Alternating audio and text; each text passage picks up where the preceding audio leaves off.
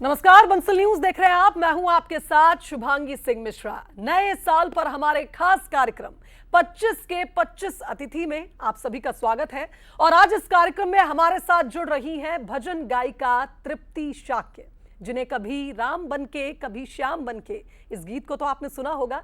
इस गीत से उन्हें काफी सफलता मिली है।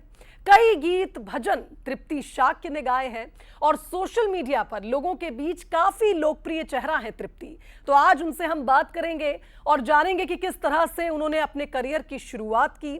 तृप्ति शाक्य, जिन्हें भजन के लिए जाना जाता है, भगवान राम की जब प्राण प्रतिष्ठा हुई थी उस कार्यक्रम में भी तृप्ति ने कई गीत गाए थे, कई भजन गाए थे। वे अपने भजनों के जरिए भगवान की भक्ति को सरल और सुंदर तरीके से प्रस्तुत करती हैं। चलिए तृप्ति जी का स्वागत करेंगे। तृप्ति शाक्य हमारे साथ जुड़ रही हैं। तृप्ति जी, बहुत स्वागत है आपका बंसल न्यूज पर। जय श्री राम। और जिस तरह से भगवान राम की प्राण प्रतिष्ठा के दौरान आपने जो भजन गाए थे, उनकी चर्चाएं आज भी होती है। 1 साल अब होने को आया है प्राण प्रतिष्ठा को। सबसे पहले आपसे यही जानना चाहेंगे, भजन गाने के लिए जब आपसे एक बार सवाल किया गया था, मैंने आपके पुराने कुछ इंटरव्यूज देखे, तो आपने एक बात कही थी उन लोगों से कि मुझे ऐसा लगता है कि मेरा जन्म ही हुआ है कि मैं भजन गाऊं। धन्यवाद मुझे अपने चैनल पे जोड़ने के लिए। इस वक्त मैं बंसल न्यूज के सभी दर्शकों को अपनी ओर से आने वाले नए वर्ष की बहुत बहुत ढेर सारी बधाई और शुभकामना देती हूँ। और हाँ, प्रभु राम मंदिर की स्थापना हुए आज पूरा 1 वर्ष होने वाला है। 22 जनवरी को प्राण प्रतिष्ठा पूजा हुई थी और हम सब के लिए बहुत ही गौरव और हर्ष का विषय था, क्योंकि वर्षों पुराना एक जो सपना सभी का था वो पूरा हुआ। तो हम सब के लिए बहुत ही खुशी की बात थी। बहुत ही उत्सव धूमधाम से मनाया गया। पूरे देश ही नहीं, विश्व में लोगों ने इस उत्सव को मनाया जी। और जैसा कि आपने पूछा कि मेरा तो जीवन ही शायद भजन गाने के लिए ही है और मैं पूरी तरीके से समर्पित भी हूँ, क्योंकि बचपन से जब से मैंने होश संभाला है तब से मैं गा रही हूँ और भजन भी ज्यादा मैंने गाए हैं बचपन से जी। और ईश्वर की ऐसी कृपा रही कि मुझे भजनों के माध्यम से ही जाना जाने लगा। मेरा नाम ही हुआ भजन के माध्यम से। तो ये मैं अपने ऊपर ईश्वर की बड़ी कृपा समझती हूँ कि ये सौभाग्य था मेरा कि मुझे मेरे मुख से लोगों ने भजन को सुनना पसंद किया। बिल्कुल। और तृप्ति जी देखिए, आप जब आप गाती हैं तो सचमुच ये भजन, ये भक्ति का रस दिलों तक पहुंचता है और इसीलिए आपके उस भजन को हम सुनना चाहेंगे। हमारे दर्शक भी बेताब होंगे, क्योंकि आप सामने बैठी हैं, इतना बेहतरीन आप गाती हैं, तो हम सुनना चाहेंगे वही भजन जिससे आपको सबसे ज्यादा लोकप्रियता मिली। लोगों के दिलों पर आपने जिस भजन के जरिए राज किया, कभी राम बनके कभी श्याम बनके। कभी राम बन के कभी श्याम बन के चले आना, प्रभु जी चले आना। कभी राम बन के कभी श्याम बन के चले आना, प्रभु जी चले आना। तुम राम रूप में आना, तुम रूप में आना। सीता साथ लेके धनुष हाथ लेके चले आना, प्रभु जी चले आना।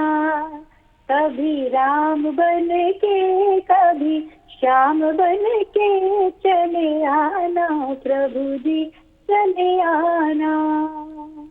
तृप्ति जी, प्रभु श्री राम जी तो आ ही गए हैं, अब बारी है कृष्ण जी के भी उसी भव्यता के साथ आने की। तो हम सब उसकी प्रतीक्षा में भी हैं। बिल्कुल बिल्कुल सही कहा आपने। और तृप्ति जी, जब आप गा रही थी तो अब हमें भी समझ में आ रहा है कि कैसे जब आप इतना सुंदर गाती हैं तो भक्ति रस में सब डूब जाते हैं। जैसा कि आपके फैन फॉलोअर्स कहते हैं, हमने सुना है कि सोशल मीडिया पर भी आप काफ़ी एक्टिव रहती हैं और वहाँ पर भी लोग आपको सुनते हैं। और आप देखिए, इस भजन को अगर मैं कहूँ तो ये भजन एकदम नॉस्टैल्जिक फील दे रहा है मुझे भी, क्योंकि मैंने भी इस भजन को पहले बहुत बार सुना है। और आप जानती हैं कि हमारे घरों में सुबह की शुरुआत चूंकि भजन से ही होती है। मेरी माता जी को ये भजन बहुत ज़्यादा पसंद है। आगे बढ़ेंगे और बात करेंगे कि जब कोई व्यक्ति, कोई शख्सियत सक्सेस पाता है तो उससे एक सक्सेस मंत्र पूछा जाता है। आपकी लाइफ में क्या सक्सेस मंत्र है जिसके चलते आप इतना अच्छा काम कर रही हैं इस फील्ड में और आगे भी बढ़ रही हैं और लोगों का प्यार आपको मिल रहा है? देखिए, सबसे पहला मंत्र तो ये है कि अगर आपके अंदर कोई भी प्रतिभा है तो उस प्रतिभा के प्रति एक समर्पण भाव भी होना पहले सबसे ज्यादा जरूरी है कि आप उसके लिए कितना डेडिकेटेड हैं, ये बहुत मायने रखता है। डेडिकेशन के बाद आती है आपकी मेहनत। आप मेहनत करेंगे तो ही आपकी प्रतिभा में चार चांद लगेंगे। तो मेहनत ही हमेशा रंग लाती है, बाकी तो आपका भाग्य है और ईश्वर का अगर आशीर्वाद आपके साथ में है तो आपको कोई भी आगे बढ़ने से रोक नहीं सकता। बिल्कुल तृप्ति जी, बहुत अच्छी बात आपने कही है। और कुल मिलाकर ये कहा जाए कि जब ईश्वर का आशीर्वाद होता है, और आप देखिए आपके तो गले में सरस्वती जी का वास है, इतना सुंदर आप गाती हैं। एक और बात मैं आपसे जानना चाहूंगी तृप्ति जी, आपका वीडियो जो हमने देखा इस भजन का, काफी यंग आप उसमें नजर आ रही हैं। कितने वर्ष आपको हो गए होंगे? क्या बचपन से ही आप सिंगिंग के इस फील्ड में हैं?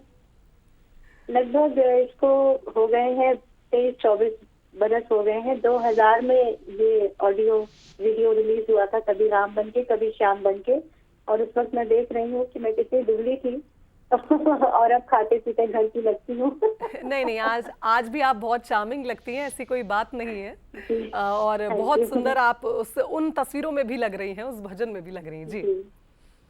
बिल्कुल तृप्ति जी, एक और बात आपसे जानना चाहेंगे, आपके फैंस भी चाह रहे होंगे कि अब हमें पता चले कि तृप्ति जी को आगे हम अब कहाँ सुनने वाले हैं। क्या और भी नए प्रोजेक्ट्स हैं जिस पर आप काम कर रही हैं? क्योंकि मैंने सुना है कि आप लोगों में जागरूकता लाना चाहती हैं और यह आपका एक मन है कि आप कुछ ऐसे गाने गाएं जिससे सामाजिक मुद्दों को भी आप उठाएं अपने गीतों के जरिए, ऐसा मैंने सुना था। आप बताइएगा कितना सच है। जी हाँ, मैंने शुरू से मेरी ये कोशिश रही है कि मैं अपने गीतों के जरिए लोगों तक जन जागरण के संदेश पहुंचाऊं। जी। जैसे कि बेटी बचाओ बेटी पढ़ाओ, ये एक आह्वान था प्रधानमंत्री जी का, लेकिन उसको जब आप संगीतमय अंदाज में दर्शकों को सुनाते हैं तो लोगों के जहन में ज्यादा बैठता है।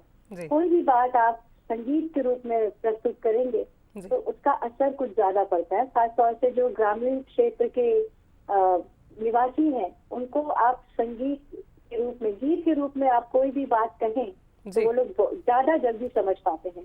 तो मेरी यही कोशिश रही है कि मैं समाज में जो भी बुराइयां हैं उनको दूर करने के लिए गीतों के माध्यम से लोगों को संदेश पहुंचाऊं। तो मैं इसमें काफी हद तक मैंने काम किया है। कुछ रचनाएं मेरी बेटियों को समर्पित हैं, उनमें से एक गीत है जो मैं सुनाना चाहूंगी। बिल्कुल बिल्कुल। क्योंकि ज्यादातर ऐसा होता है, ऐसा मैंने देखा है कि जब घरों में बेटियां पैदा होती हैं तो शायद घर वालों को इतनी खुशी, इतनी प्रसन्नता नहीं होती जितना कि बेटे के पैदा होने पर होती है। तो ये कहीं ना कहीं मुझे बहुत खटकती थी बात। तो मुझे लगा कि नहीं, बेटियों को भी उतना ही प्यार और उतना ही उत्साह के साथ पैदा करना चाहिए जितना कि बेटों को किया जाता है। तो मैंने बेटी के लिए एक सोहर गाया, क्योंकि बेटों के लिए तो सोहर सब गाते हैं, बेटियों के लिए बहुत ही नाम मात्र के सोहर सुनाई पड़ते थे। पर अब काफी लोगों में जागरूकता आ गई है और लोग उसको सेलिब्रेट करने लगे हैं। तो उसी कड़ी में मेरा एक गीत है, बधाई हो आई राजकुमारी, बधाई हो आई राजकुमारी, मम्मी पापा के अखियों की प्यारी, मम्मी पापा की राज दुलारी, बधाई हो आई राजकुमारी, बधाई हो आई राजकुमारी। हर बेटी अपने माँ बाप की राजकुमारी है, प्रिंसेस है। बिल्कुल सही कहा आपने। हम भी वही बेटियां हैं जिन्हें आप देखिए प्रिंसेस कहा जाता है। हमारे पिता की हम प्रिंसेस खास करके ज्यादा होती हैं, पिता के प्रति हमारा प्रेम ज्यादा होता है। तृप्ति जी, एक बात और आपसे जानना चाहेंगे, जो भजन आपका सबसे ज्यादा पॉपुलर हुआ उससे पहले आपके साथ एक घटना घटित हुई थी। मुझे लगता है जो लोग उस घटना को सुनेंगे और उसके बाद आपका जो कमबैक था उनके लिए निश्चित ही एक प्रेरणादायक ही होगा मैसेज। तो आप जरूर बताएं कि क्या हुआ था आपके साथ और कैसे फिर आपने ये विजुअलाइजिंग और इतना बोलते हैं धमाकेदार कमबैक किया? जी हाँ, बहुत कम लोग ये बात जानते हैं कि 1999 में 1 मई को मेरा एक जबरदस्त एक्सीडेंट हुआ था, रोड एक्सीडेंट हुआ था। मैं 2 व्हीलर ड्राइव कर रही थी, म्यूजिक क्लास अटेंड करने जा रही थी जी। और उस एक्सीडेंट के बाद मेरे एक ही पैर में 2 जगह मेजर फ्रैक्चर हुआ था, जिसकी वजह से मुझे करीब 1 महीना हॉस्पिटल में एडमिट रहना पड़ा था, क्योंकि 2 ऑपरेशन होने थे। और उसके बाद रॉड और प्लेट सब मेरे पैर में पड़ गई और उसके बाद 6 महीने का जो बेड रेस्ट था, मैं कहीं भी जा नहीं सकती थी, उठ बैठ नहीं सकती थी, सिर्फ लेटे लेटे मैंने वो समय बिताया जी। तो वो समय मेरे लिए थोड़ा बहुत चैलेंजिंग था, बहुत संघर्ष भरा था, क्योंकि एक तरफ लग रहा था कि पता नहीं मैं कभी दोबारा खड़ी हो पाऊंगी या नहीं, बट दूसरी तरफ एक ये भरोसा था कहीं ना कहीं ईश्वर पे कि ईश्वर मेरे साथ कभी बुरा नहीं करेंगे, क्योंकि बचपन से लेकर आज तक भजन ही गाती आ रही हूँ और भजन गाकर ईश्वर को बहुत मनाया है, तो कहीं ना कहीं उसका फल मुझे मिलेगा। ठीक है, अभी दुख आया है, दुख मेरे जीवन में आया है, लेकिन उसके बाद सुख जरूर होगा, ऐसा कहीं ना कहीं मन में विश्वास जरूर था और वो विश्वास मेरा जीता। मैं 6 महीने बाद जब चलने लगी थोड़ा थोड़ा कड़ी के सहारे, तो मेरे पास कॉल आया, टी सीरीज के तरफ से कॉल आया कि आपको अर्जेंटली आना है और कुछ गाने डब करने हैं अर्जेंट।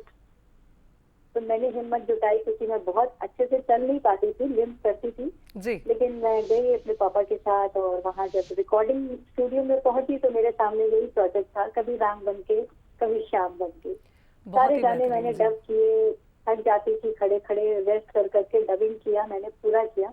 और डबिंग करके मैं जब घर वापस आई, जब वो ऑडियो रिलीज हुआ, तो मैंने तो कभी सोचा भी नहीं था कि मेरा अभी हाल ही में मैं जो गा कर आ रही हूँ वो रातों रात ऐसा हिट हुआ कि बस मेरे तो आंखों से आंसू ही छलक आए थे कि मुझे जो विश्वास था कि भगवान बुरा नहीं करेंगे, ठीक है थोड़े दिनों का संघर्ष है, वो पार होकर होने के बाद मुझे मेरे जीवन में इतना बड़ा सुख आएगा, मैंने तो कभी सोचा भी नहीं था।